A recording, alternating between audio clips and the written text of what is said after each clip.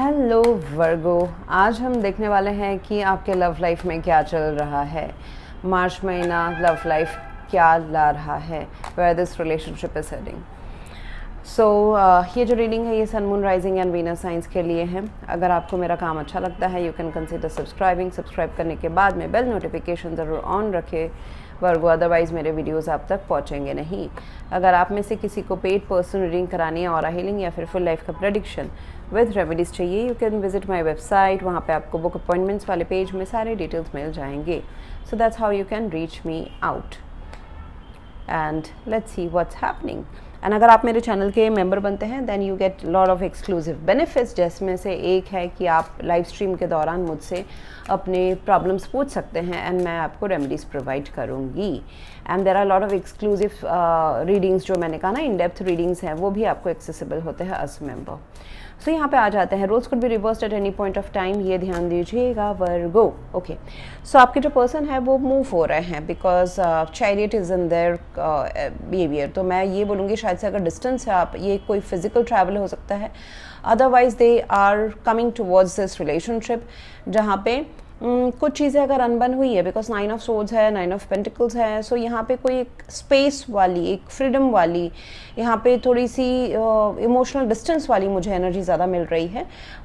But अच्छी बात यह है कि now your person with this chariot card इस रिलेशनशिप में कैसे बैलेंसफुली रहना है। देखिए ये उनका बिहेवियर है हाँ वर्गो। सो बिहेवियर ऐसा भी हो सकता है कि आपको भी पकड़े हुए हैं but not for totally involve in to you, ये आपको शायद से दिखे ना या समझ में ना आए, but they are balancing the other side of their life as well. वो उनको अभी ज्ञात हुआ है, जैसे कि लव लाइफ एंड प्रोफेशन या पैसे या फिर अपना लव लाइफ के साथ साथ जितना आपके साथ वो इन्वॉल्व होते हैं उतना उनको फ्रीडम को भी एक्सरसाइज करना, ये बैलेंस लाना भी ऐसा उनके दिमाग में आ सकता है कि मुझे अभी इस प्यार के रिश्ते के पहिए को आगे तो बढ़ाना है एंड मुझे इसका स्ट्रेंथ एंड वीकनेसेस समझ में आ गया है इस रिलेशनशिप का, एंड मुझे इस रिलेशनशिप को रखना भी है, लेकिन again managing other parts of my happiness. तो उनके लिए कहीं ना कहीं मुझे दिखाई दिया ये रिलेशनशिप इम्पॉर्टेंट है या ऐसा दिखा रहे हैं कि है, but at the same time कुछ और भी चीज़ों में उनका एफर्ट्स डल रहा है and those are not bad things, वो उनके सेल्फ इम्प्रूवमेंट के थिंग है, जैसे कि पैसों के ऊपर या सेल्फ डिपेंडेंसी, इंडिपेंडेंस, करियर हो गया या फिर काफ़ी अदर वे जैसे कि रिलेशनशिप में रह के भी थोड़ा सा मेंटली फ्री फील करना, अटैचमेंट बहुत ज़्यादा रिलेशनशिप में, इमोशनल डिपेंडेंट ना होना, ऐसा कुछ वो चाहते हैं। Okay and I would say कि फ़िलहाल तो अपने स्पेस ही चाहते हैं, ये पर्सन स्पेस चाहते हैं ये रिलेशनशिप को कंटिन्यू रखते हुए। अगर आप दोनों के बीच में कुछ अनबन हुआ है मुझे, क्योंकि डिस्टेंस सेपरेशन मुझे दिख रहा है, तो बातचीत शायद से कम हो रही है या नहीं हो रही है या फिर हो भी रही है देन बहुत कम है, मतलब something needs to be addressed. हाँ एड्रेस करने की ज़रूरत है दोबारा, जैसे कि एक रिकन्सिलिएशन वाली एनर्जी, रीअंडरस्टैंडिंग वाली एनर्जी मुझे दिखाई दे रही है। तो वो मुद्दा या कम्युनिकेशन ऐसे दोबारा इस रिलेशनशिप के जो टर्म्स एंड कंडीशंस है या फिर अंडरस्टैंडिंग है दोनों की, वो दोबारा एक नए तरीके से होने की ज़रूरत है ताकि इसमें फुल्ली इंडल्ज हो सके आप दोनों ही अच्छी तरीके से। पास्ट के जो अंडरस्टैंडिंग है वो अभी काम नहीं करने वाले हैं, जैसे कि पास्ट में जो सोच के जो एक्सपेक्टेशन से प्यार किया गया था 6 महीने 2 साल पहले, अभी आप दोनों ही बदल चुके हैं, एक्सपेक्टेशंस बढ़ सकती हैं या फिर आप दोनों बदले हैं या फिर कोई कंट्रोलिंग हो सकता है, कोई दुख पहुंचा हो सकता है। तो अभी वो पुराने तौर तरीके, पुराने अंडरस्टैंडिंग के या पुराने बिहेवियर से ये रिश्ता नहीं चलेगा, नए तौर तरीके लाने की ज़रूरत है। एंड जैसे कि अगर पहले बहुत, जैसे नए प्यार में दिखाई देता ना कि बहुत ज़्यादा इन्वॉल्व हो जाते हैं तब एक दूसरे को स्पेस नहीं देते, बट ये रिलेशनशिप में हिस्ट्री रह चुका है तो अभी इस पर्सन को स्पेस भी चाहिए एंड वो अपने पर्सनल लाइफ में भी ग्रो करना चाहते हैं। तो ये सारा को एड्रेस करते हुए रिलेशनशिप आगे बढ़ सकता है।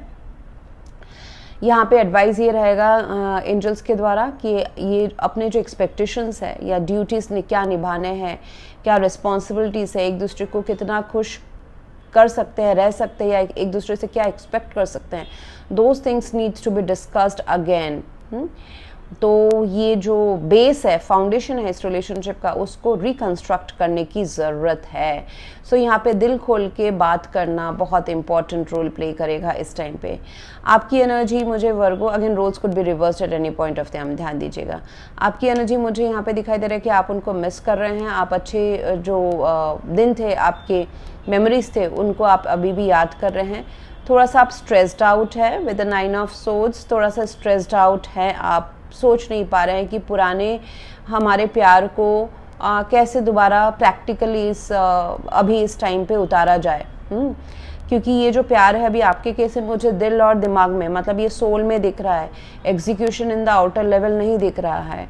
जैसे कि मिलना हो गया, बात करना हो गया, रिलेशनशिप को इम्प्रूव करना हो गया, डेट नाइट्स पे जाना हो गया, वो सब मुझे कमी नज़र आ रही है। So it has more gone in the soul level, मतलब जैसे महसूस कर रहे हैं प्यार है, लेकिन प्रैक्टिकली एक दूसरे के साथ नहीं है, या फिर होते हुए भी नहीं है, ऐसा कुछ है। इट इज़ सटल लेयर में है। तो ये आपको स्ट्रेस कर सकता है, उनसे दूरी, एक्सप्रेस ना कर पाना प्यार, ये आपको स्ट्रेस्ड आउट कर सकता है। आप दोनों के बीच की एनर्जी एम्परर, कोई शायद से थर्ड रीज़न हो सकता है आप दोनों के बीच में, डोमिनेंट रीज़न जो थोड़ा सा इस कनेक्शन को स्ट्रेस आउट किया हुआ है। This could be a person, a system, a reason, या फिर मुझे दिख रहा है कि आप दोनों ही चाहते हैं, ये आप दोनों की म्यूचुअल एनर्जी है। सो ऐसा हो सकता है कि कोई सिस्टम, हार्डकोर पुराना सिस्टम या डोमिनेटिंग कोई रूल, रेगुलेशन या थॉट प्रोसेस इस रिलेशनशिप को अभी एकत्र ला तो सकते हैं, you know that taking responsibility and being for each other. लेकिन इसमें अगेन मैं बता रही हूँ ना कि शायद से वन साइडेड हो ये कभी, जैसे कि आप चाहते हैं प्यार एक्सप्रेस करना, आपके पर्सन मैच्योर्ड है, काफ़ी मैच्योर्ड है, आई एम जस्ट गिविंग एग्जांपल, काफ़ी मैच्योर्ड है, वो उस प्यार को दुनिया के सामने लाना नहीं चाहते हैं। I am just giving example Virgo, ऐसा कुछ हो सकता है जिस वजह से है तो प्यार तो सही है, और है भी, वो कनेक्शन भी है, वो आपका जो डोरी है एक दूसरे से जुड़ा हुआ भी है। इस रिलेशनशिप में थोड़ा सा कंट्रोल जो है ना, वन साइडेड कंट्रोल या वन साइडेड एक्सप्रेशन या वन साइडेड डिसीजंस इम्पैक्ट कर रहे हैं शायद से अभी।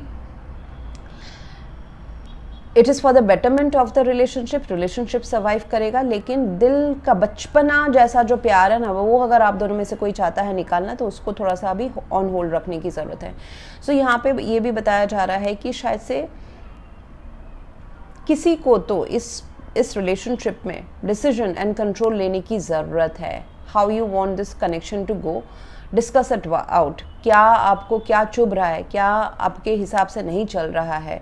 और हम ये भी ध्यान रखने की ज़रूरत है, अगर ऐसा चल रहा है कि हम प्यार को छुपा रहे हैं क्योंकि सोसाइटी है, दुनिया है, या फिर पेरेंटल प्रेशर है, उनको वो खफा हो जाएंगे, तो ये कितना दूर तक जायज़ है। तो ऐसा मुझे नज़र आ रहा है। So that needs to be discussed, क्योंकि मैं दोबारा बोलूँगी, देयर इज़ लव, बट यहाँ पे ना एक दूसरे को इक्वल मौका नहीं मिल रहा है अपने राय या अपने लव को एक्सप्रेस करने का। कोई थर्ड रीज़न या फिर कोई एक पर्सन इस रिलेशनशिप में थोड़ा ज़्यादा हावी हो रहे हैं, मतलब उनके हिसाब से ये कनेक्शन चल रहा है, जैसे कि जब उनको मिलना होगा तब वो मिलेंगे, ऐसा। आई am just giving example, okay. So good thing is that yes, whoever is taking the charge, they are running this connection। अच्छी बात यह है क्योंकि वो कनेक्शन रन हो रहा है इस रिलेशनशिप में। अच्छा ये रहेगा, अभी तक अच्छा ये चला है, या फिर अच्छा फ्यूचर में ये रहेगा, मतलब व्हाट यूनिवर्स इज टेलिंग कि वो कंटिन्यू रखे, विच इज़ 3 ऑफ पेंटिकल्स। जितना इक्वल गिव एंड टेक करके, अस दोस्त, अस बातचीत करके, एक दूसरे को समानार्थक समझ के अगर आप रिलेशनशिप को आगे बढ़ाएंगे, एडजस्ट करके, ये रिलेशनशिप अच्छा चलेगा।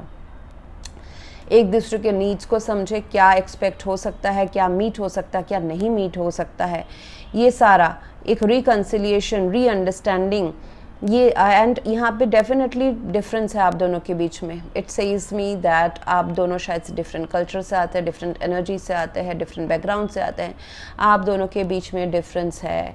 एंड उस डिफरेंस को लेके कि रिजिडिटी लेके अगर आप इस कनेक्शन में जाने की कोशिश करेंगे वो नहीं चलेगा। तो यहाँ पे एक दूसरे के थोड़ा सा वो आगे बढ़ें, आप आगे बढ़ें, फिर जाके एज टीम अगर काम करें तो जाके ये रिलेशनशिप वर्कआउट करेगा।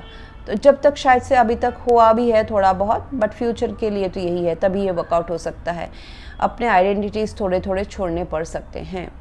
सो इसके आगे की जो रीडिंग है, जैसे कि what hurdles you may face in March month, आपके पर्सन के इंटेंशंस क्या हैं, एक्चुअल इंटेंशंस, इस महीने का आउटकम क्या रहेगा, इस महीने में रेमेडीज़ क्या रहेंगी, प्लस अगर कोई नया लव आपके लाइफ में आ रहा है तो ये हम देखेंगे सेकेंड पार्ट में।